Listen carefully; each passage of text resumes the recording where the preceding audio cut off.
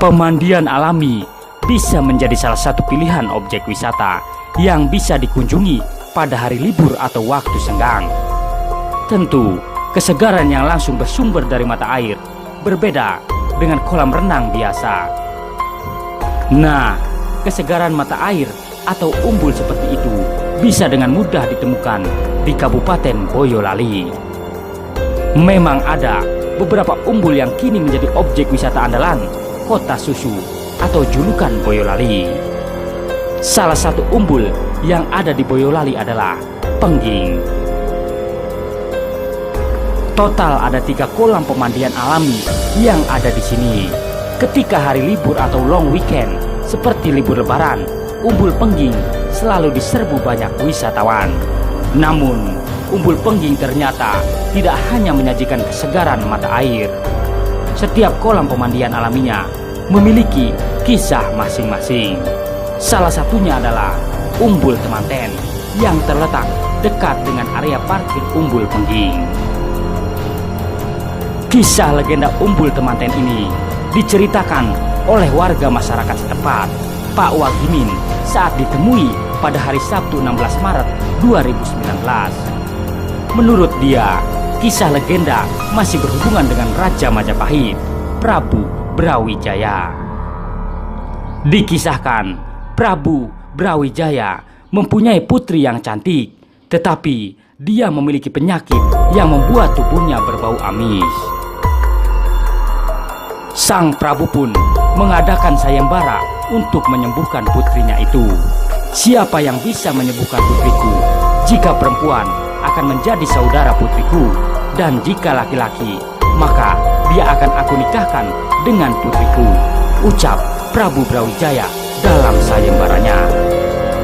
Akhirnya, putri sang Prabu pun sembuh. Namun, yang berhasil menyembuhkannya adalah seorang pendeta tua. Bahkan, untuk bepergian pendeta tua itu harus memakai tongkat.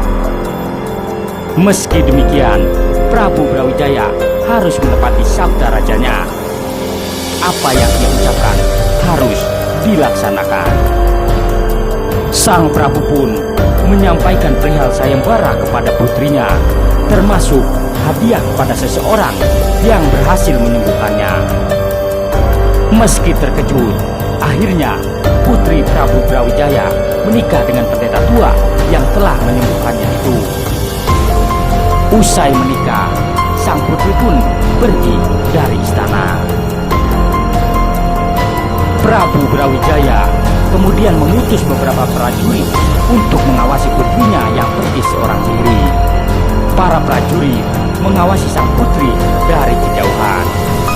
Akhirnya, perjalanan putri raja sampai di tempat yang saat ini menjadi Umbul Temanten di kawasan Umbul Pengging, Boyolali.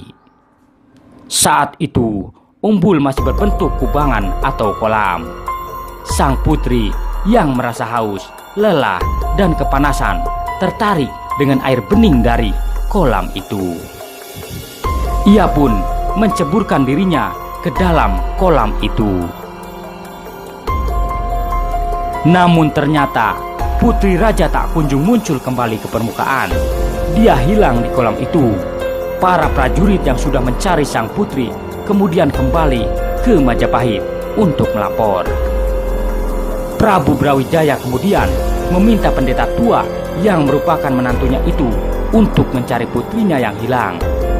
Sebagai tanggung jawabnya menjadi seorang suami, pendeta tua pun berangkat ke tanah Pengging.